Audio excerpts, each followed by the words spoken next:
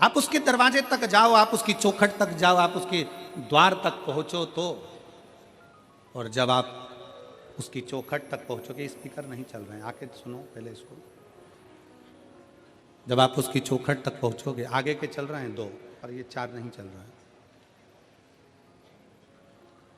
जब आप उसके मंदिर तक जाओगे, उसकी चौखट तक जाओगे, उसके द्वार तक जाओगे, तो वो सुनेगा, दुख काटेगा, जाना पड़ेगा। आप सबसे पूछें, मेरी जीजियों, मेरे जीजाओं, बेटियों, बेटाओं, मेरी माताओं, मेरे भाई, जब से आप शंकर भगवान को 1 लोटा जल चढ़ाना चालू करे हो, वो तारीख से आज तक विचार करना कि बाबा ने तुमको पीछे नहीं सरकाया, आगे ही बढ़ाया।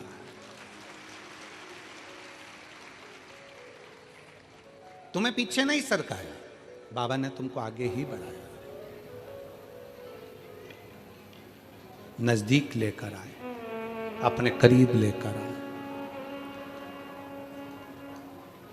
और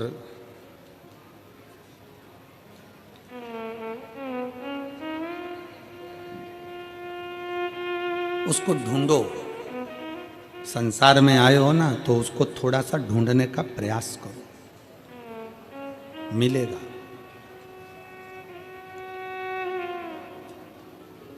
जिस दिन कथा सुनने को ना मिले, जिस दिन शंकर जी के मंदिर में 1 लोटा जल चढ़ाने नहीं जा पाओ और तुम्हारे दिल में अगर बेचैनी हो, तो समझ लेना कि तुम शंकर की बेटी और बेटे हो गए, तुम शिव के बेटे। शंकर के बिना जिस दिन तुम जल चढ़ाने नहीं जा सकी, जिस दिन तुमने मोबाइल पर या टीवी पर कथा नहीं सुनी, उस दिन तुम्हारे मन में अगर बेचैनी हो रही है, मंदिर जाने की तड़प उत्पन्न हो रही है, जिस दिन तुम्हारे भीतर भगवान से मिलन की तड़प उत्पन्न हो रही है, समझ लेना कि तुम शंकर की बेटी और बेटे बन गए हो, उसके बिना तुम रह नहीं पा रहे हो।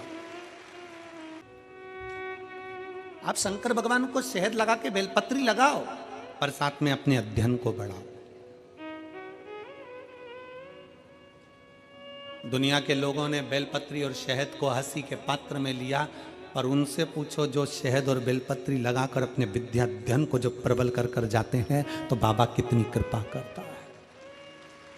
विश्वास दृढ़ बनकर विराजमान, और इतना आस और विश्वास से कहते हैं कि आप लोग भी कथा के पंडाल में बैठकर शिव महापुराण की कथा सुन रहे हो 3 महीने में। ये विश्वास है हमारा शंकर के प्रति कि आपका भी पत्र किसी व्यासपीठ पर जरूर पहुंचेगा। वो खाली नहीं छोड़ता, उसका नियम ही यही है कि कोई आया है। और सीधी सीधी बात है, तुम किसी के यहाँ गए हो, कोई पहचान वाले के यहाँ शादी में गए हो, तो लिफाफा दोगे, और रिश्तेदारी है तुम्हारी उस शादी में, तो वो विदाई भी तुमको देगा, साड़ी देगा, लिफाफा देगा। मामा जी क्या गए हो, भांजी आई है, कुछ तो देना ही पड़ेगा, बेटी आई है, कुछ तो देना ही पड़ेगा। अपने मायके में शादी में जाते हो तो मायके से कुछ देते कि नहीं देते? बोलो ईमानदारी की बात बोलो, देते कि नहीं देते? तो तुम अपने बाप के घर में जाते हो तो बाप विदाई जरूर देता है, तो शिव महापुराण में आते हो तो शंकर विदाई जरूर देता है।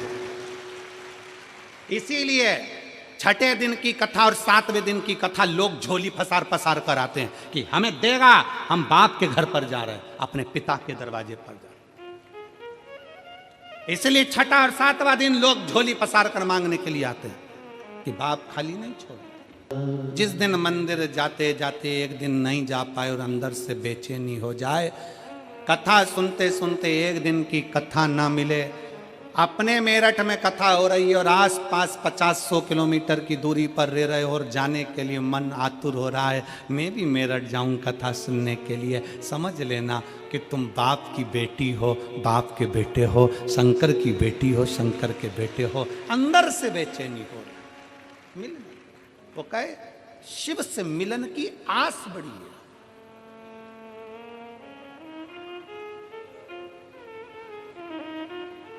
शिव से मिलन की आस, विश्वास की प्रबलता बड़ी है। कितना सुंदर एक चरित्र है तारकासुर के बेटों का। तारकासुर के बेटे तारकाक्ष, विदुम्माली, कमलाक्ष की। तारकासुर के 3 बेटे तारकाक्ष, विदुम्माली और कमलाक्ष की। जब पिता तारकासुर मर गए, तारकासुर के प्राण छूट गए, तो तारकाक्ष, विदुम्माली और कमलाक्ष की तीनों ने विचार करा कि मरना तो हमको भी है, प्राण तो अपने भी जाना। हमारे पिताजी ने, तारकाक्ष, विदुम्माली और कमलाक्ष की तीनों कहते हैं कि हमारे पिताजी तारकासुर ने वर में मांगा था कि मैं शंकर जी के पुत्र के द्वारा मरूं। उनको भगवान शंकर का विवाह देखना था और उनके बेटे का द्वारा प्राण छूटना थे, उनका दर्शन करना था। उनको मरना, उन्होंने, तारकासुर ने शंकर भगवान के पुत्र द्वारा मेरे प्राण छूटे, क्योंकि तारकासुर ये चाहते थे कि मैं शंकर जी का विवाह देखूं, शिव जी का विवाह देखूं, शंकर भगवान के विवाह का मुझे दर्शन हो जाए। तारकाक्ष, विदुम्माली और कमलाक्ष की तीनों ने यह विचार कर लिया कि पिताजी ने तो कार्तिकेय का दर्शन मांगा था, पर हमें शंकर का दर्शन करना है प्राण छूटते समय। प्राण जाए तब शिव हमारे सामने हो, प्राण जाए तब शंकर हमारे सम्मुख में हो।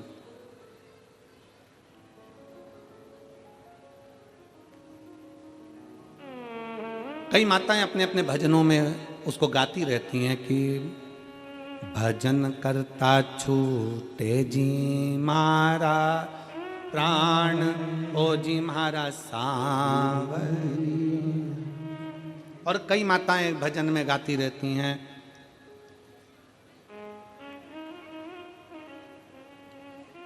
गंगा जी का तट हो, यमुना का बंसी बट हो, मेरा सांवरा निकट हो, जब प्राण तन से छूटे।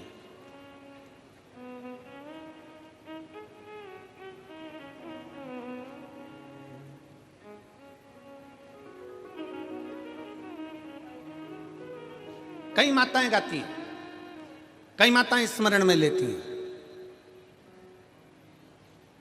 और सब विनय करते हैं कि आखिरी समय में अंत समय प्रभु आना पड़ेगा, वचन दिया तो निभाना पड़ेगा।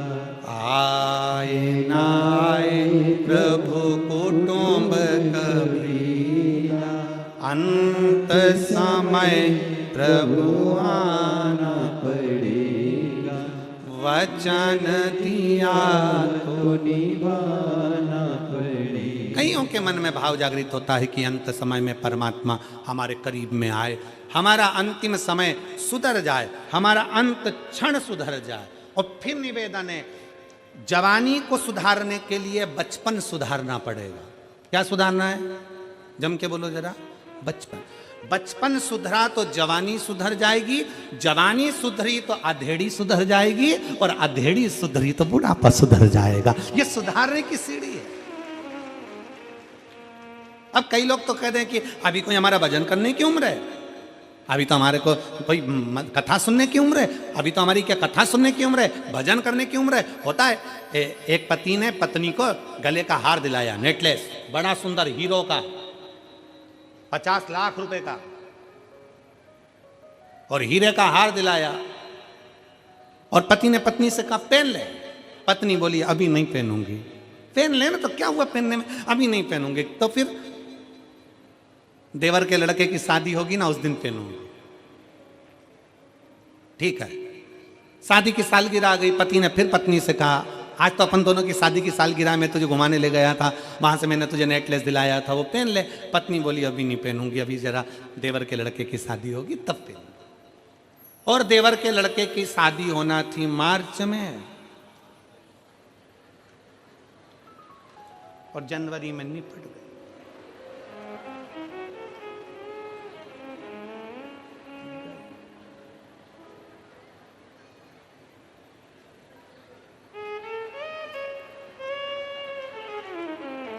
नेकलेस धरा की धरा ही रह गया। चिता पर, अर्थी पर उसको लेटाया गया। सारा श्रृंगार पति कर रहा था, मांग में सिंदूर भर रहा था, हाथ में मेहंदी लगा रहा था, पाँव में महावुर लगा रहा था, बड़ा सुंदर श्रृंगार पति कर रहा था। रोते रोते पति अलमारी में खोल कर नेकलेस लेकर आया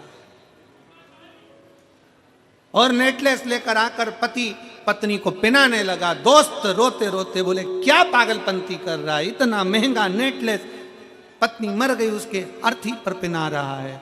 पति रोता रोता बोला, इससे मैं कह रहा था पहन ले पहन ले पहन ले, और ये हमेशा कहती थी जब पहनूंगी जब पहनूंगी जब पहनूंगी। इसको क्या मालूम था कि मौत का कोई ठिकाना नहीं होता है, जो जिंदगी जियो खुश होकर जियो। कथा कह रही है मेरठ की जीजियों, जितनी साड़ी रखी है सब पहन लो।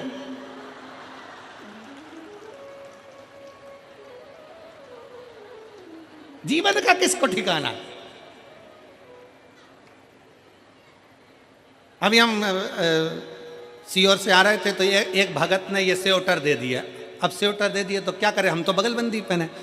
अब वो 3 बार फोन करा आशीष जी को, गुरु जी को बोलो ना स्वेटर नहीं पहना है। अब दिया है, पहन लो। कितनी अच्छी अच्छी साड़ियां तुम्हारे पति दिलवाए, तुम्हारे पास में मायके से मिली, यहां से मिली, वहां से, और सब तैयारी में बैठी है। सारी साड़ियों में फाल लगी है, पीको लगी है, सब मैचिंग का सब रखा है, पर अलमारी में रखी है। कई बार तो अलमारी खोलती है तो साड़ी ऊपर से गिरती है, वो कहती है पहनो। साड़ी में कहती है पहनो, मैं फ्री पड़ी हूं।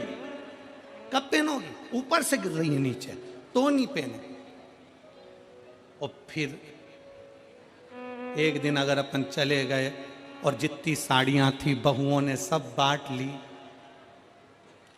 और ऊपर जाते जाते अपन यमराज से कह रहे वंस मोर,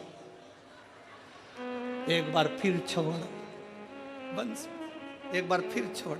यमराज के नी छोड़ सकता। इतने में ऊपर जाते जाती बोली, मैंने नीले कलर की नी पहनी, तो छोड़ छोड़ सकता। छोड़। जो आज का जीवन है आपका और हमारा, उस जीवन को अच्छे से जियो। तारकासुर के 3 बेटे, तारकाक्ष, विदुम्माली और कमलाक्ष की, इन्होंने विचार करा कि पिता तो भगवान शंकर के पुत्र का दर्शन कर कर प्राण छोड़े हैं, पर हमको शिव का दर्शन करना, हमें भगवान शंकर का दर्शन करना है, हमें शिव का स्मरण करना है। अंत समय ऐसा नहीं कि कोई अमर की बूटी खाकर आया है, जाना सबको। कोई जल्दी जाएगा, कोई देर से जाएगा, जाना सबको। बस शिव पुराण कहती है कि इस मृत्यु लोक में अगली बार जन्म मिलेगा कि नहीं मिलेगा ये पता नहीं। अभी आए हो तो अच्छा कर्म कर कर चलेगा।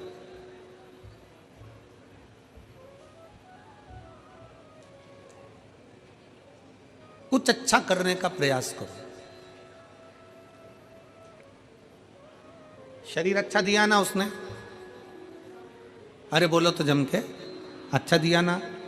दोनों नेत्र दिए हैं दर्शन करने के लिए, श्रवण शक्ति दी है कथा सुनने के लिए, मुख दिया भजन करने के लिए, हाथ दिए दान पुण्य और सेवा करने के लिए, पाँव दिए तीर्थ करने के लिए, कथा में जाने के लिए,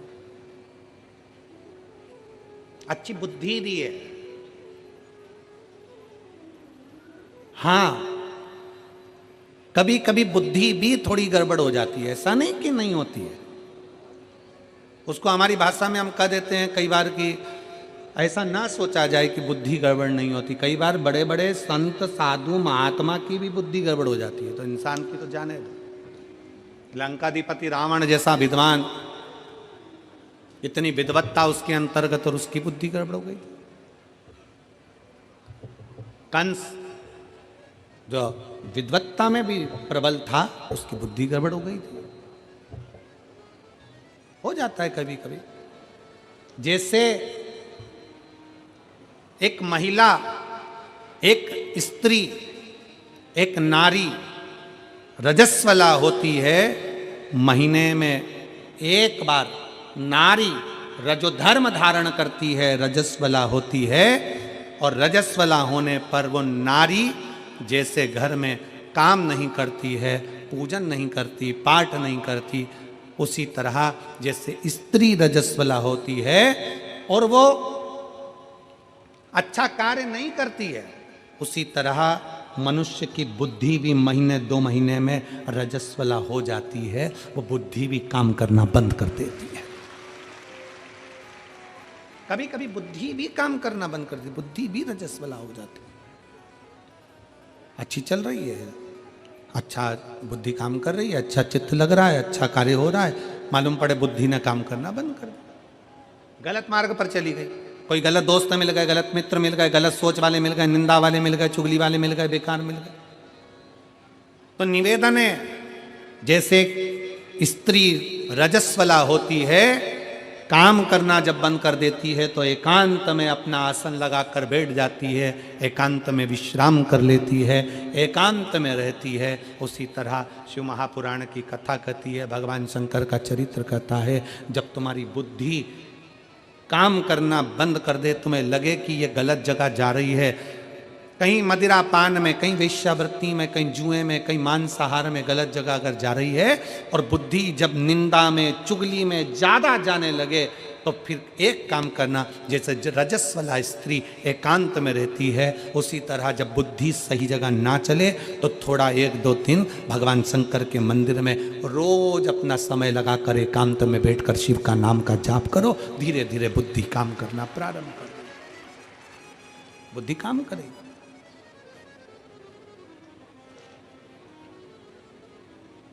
कभी कभी ये बुद्धि काम करना बंद कर देती है, अच्छी जगह जाना बंद कर देती है महाराज, श्रेष्ठ जगह नहीं जाती है। इसको कहो चल भजन में, चली जाती है भोजन में, इसको कहो चल सत्संग में, चली जाती है फिल्म में। ये बुद्धि बड़ी विचित्र,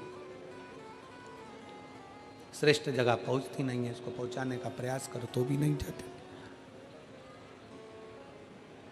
और फिर निवेदन है आप सबको, मेरठ के एक एक श्रोता भाई बहनों को, शिव भक्तों को, शंकर जी के ये अविरल भक्त जो लाखों की संख्या में पहुंचे हैं, पंडाल में जगह नहीं, पंडाल के बाहर बैठे हुए हैं, ऐसे शिव भक्तों को मैं नमन करते हुए कहता हूँ, आज भोले बाबा ने, भगवान शंकर की कृपा से, ओघड़नाथ बाबा की कृपा से आपकी बुद्धि श्रेष्ठ जगह पर तुमको लेकर आई है, मतलब कुछ अच्छा करना चाहती है, श्रेष्ठ है बुद्धि। कई लोग कहते हैं गुरुजी कथा सुनने से कुछ हो सकता है क्या, कथा सुनने से कुछ मिलेगा क्या, कथा सुनने से कुछ प्राप्त होगा। हम उनसे कहते हैं कुछ नहीं मिलेगा, कम से कम 3 घंटे कथा में बैठोगे तो लोगों की बुराई तो नहीं करोगे, उतना ही बहुत है। 3 घंटा कथा में बैठोगे तो कम से कम गलत बात तो नहीं सुनोगे, किसी की निंदा तो नहीं सुनोगे, किसी शब्द तो नहीं सुनोगे। 3 घंटा कथा में बैठोगे तो आड़े तेड़े काम तो नहीं करोगे। 3 घंटा कथा में बैठोगे, अपनी इंद्रियों को संयमित करोगे, इंद्रियों को संयम। कितना संयम है। लोग कहते हैं संत बड़े, लोग कहते साधु बड़े, लोग कहे तपस्वी बड़े, लोग कहे साधक बड़े, लोग कहे उपासक बड़े। और कुंभज बाबा, अगस्त ऋषि भगवान शंकर के सामने कहते हैं कि सबसे बड़ा होता है कथा को सुनने वाला श्रोता, सबसे बड़ा होता है कथा को श्रवण करने वाला श्रोता, कथा सुनने वाला श्रोता सबसे बड़ा होता है, कथा श्रवण करने वाला श्रोता बड़ा होता है। और कितनी संख्या में, कितना, जरा विचार करिए मेरी जीजियों। आप लोग तो ये हो सकता है कि यहाँ जो कथा में आगे बैठे हैं, हो सकता है कि 1 बजे कथा चालू हुई होगी तो 1:30 बजे आए होंगे, 2 बजे आए होंगे, 2:30 बजे आए होंगे, हो सकता है कि 12 बजे आए होंगे, 1 बजे आए होंगे। पर ये पंडाल में बैठी हुई मेरी जीजियाँ, मेरे जीजा, मेरी माताएं, मेरी बेटियाँ, बेटा सवेरे 7 बजे से एक जैसा नहा धो के थोड़ा सा नाश्ता पानी कर कर अपना आसन लगा कर बैठते हैं, शाम के 5 बजे तक इंतजार करते रहते हैं, अपनी इंद्रियों को संयमित रखते हैं, ना वॉशरूम जाना, न पानी भी उतना पिएंगे जितना लगे शरीर को, ज़्यादा पी लेंगे तो वॉशरूम जाना पड़ेगा, कहीं बाहर ना जाना पड़ जाए, इंद्रियों को संयमित कराए, साधा है। अपनी इंद्रियों को साधा, और इतना साधा इंद्रियों को कि कथा में बैठते हैं उस समय पर अपना चित्त अपना मन नयन कथा में, श्रवण कथा में, वाणी कथा में, चित्त कथा में, हृदय कथा में, सब कथा में लगा। क्या मिलता है कथा में जाने से?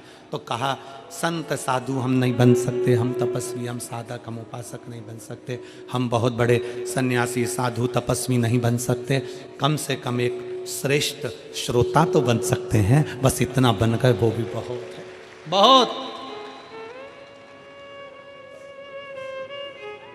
उसके आश्रित तो हो गए।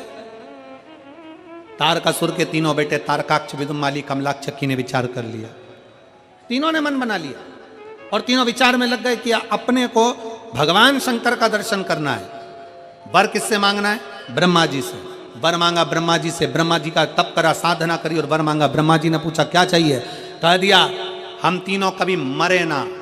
भगवान ने कह दिया ब्रह्मा जी ने, ये तो हो नहीं सकता कि तुम मरोगे नहीं, मरना तो पड़ेगा और मृत्यु निश्चित है, आएगी जरूर, एक ना एक दिन तुम्हारे प्राण जाएंगे जरूर। कोई तुमसे कह देना कि मेरे पास आकर बैठ जाओ, मैं तुम्हारे को दुख नहीं आने दूंगा, समझ लेना पक्का बेवकूफ बना रिया है, पक्का बेवकूफ बना। ऐसा हो ही नहीं सकता।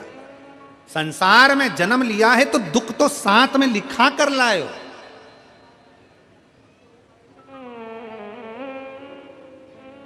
हॉस्पिटल से छुट्टी होती है, दवाई देकर भेजते कि नहीं भेजते? अरे जम के तो बोलो, आवाज नहीं आई है, जम के बोलो जरा। भेजते हैं? हॉस्पिटल से छुट्टी कर दी और तुमसे कह दिया जाओ अपने घर जाओ, एक भी दवाई नहीं लिखी, एक भी गोली नहीं लिखी, एक भी इंजेक्शन नहीं, पीने की दवाई नहीं, खाने की दवाई नहीं, कुछ नहीं, कोई नियम नहीं कि सुबह खाना कि शाम को खाना, और ऐसे भगा दिया, भगा दिया ऐसा ही नहीं। हॉस्पिटल से छुट्टी होती है तो एक दवाई का पर्चा बना कर दे दिया जाता है कि इसको सुबह खिलाना, इसको शाम को खिलाना, इसको दिन में खिलाना, इसको रात को खिलाना, इसको ऐसे खिलाना, इसको वैसे खिलाना, पर्चा दे दिया जाता है दवाई।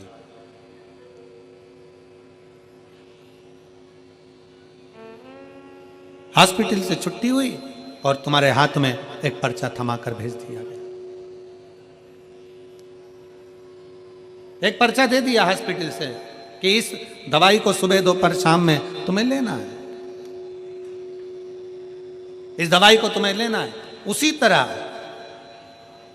हम जब प्राण त्याग कर 83,99,999 योनियां काट कर जब हम ऊपर जाते हैं, और हमने 83,99,999 योनियां काटने के बाद जो कर्म करा होता है, उस कर्म का भोग जब हम ऊपर भोगते हैं, कर्म का भोग भोगने के बाद हमारी ऊपर से छुट्टी हो जाती है, हम पृथ्वी पर 84 लाखवें नंबर की योनि, मनुष्य की योनि पाते हैं। तो ऊपर से अपने मस्तक की रेखा पर एक दवाई का पर्चा लिख कर भेज दिया जाता है कि इतने साल के होगे तब तुम्हें ये दुख आएगा, इस समय पर ये तकलीफ आएगी, ऐसा कष्ट आएगा, फिर तुम्हें अच्छा परिवार, अच्छा पत्नी, अच्छा घर सब मिल जाएगा, भोजन भी मिलेगा, घर भी मिलेगा, सब कुछ मिलेगा, पर तकलीफें ये दवाई की तरह है जो भाग्य में लिखा कर लेकर आए हैं। तो जैसे हॉस्पिटल से आने के बाद भी दवाई खाना पड़ती है, ऊपर से आने के बाद भी कर्म का दंड या भोगना पड़ता है,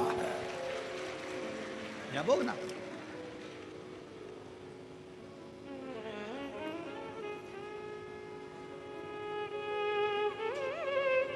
कर्म का दंड यहां भोगना पड़ेगा। मनुष्य देह मिली है, मानव का शरीर मिला, इसको भोगना है।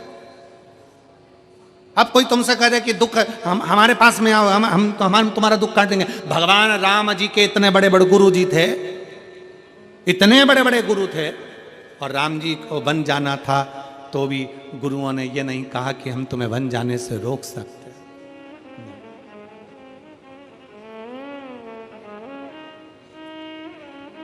कर्म गति को तो भोगना।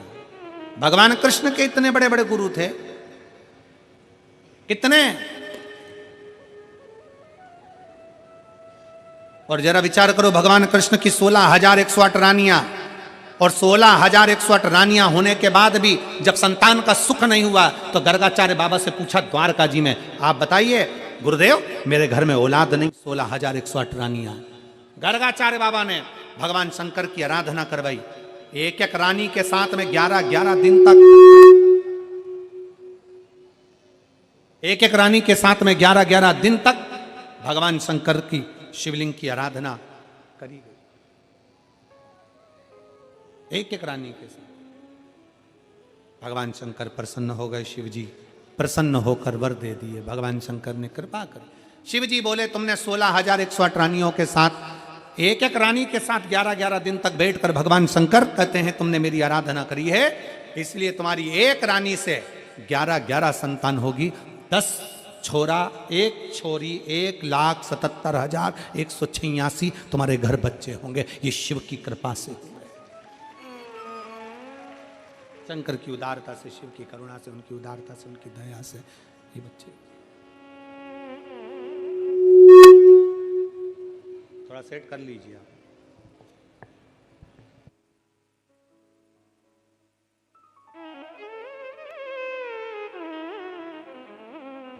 सारे मॉनिटर बंद कर दीजिए, फिर भी तो गुनगुन आवाज आ रही है।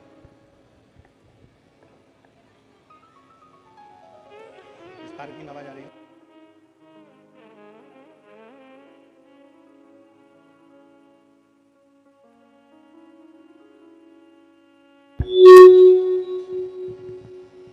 भगवान शंकर की स्तुति, शिव की कृपा। जब मेरे राम जी महाराज ने देखा ये गुनगुन आवाज आ रही है, इसको बंद करवाओ।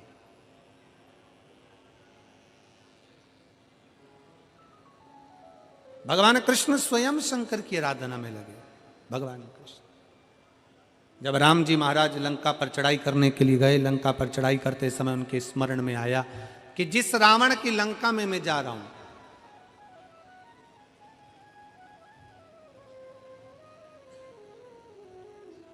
जिस रावण की लंका में मैं पहुंच रहा हूं, वो रावण भी शंकर का भक्त है, शिव का उपासक।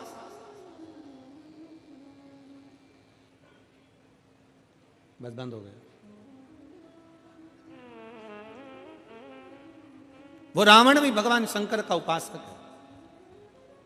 क्यों ना शिव की आज्ञा ली जाए, शंकर जी की आज्ञा लेकर, शिव जी की आज्ञा लेकर फिर लंका पर चढ़ाई करी जाए, फिर लंका पर पहुंचा जाए। और शिव जी की आज्ञा, भगवान राम बालू रेत का शिवलिंग बनाकर भगवान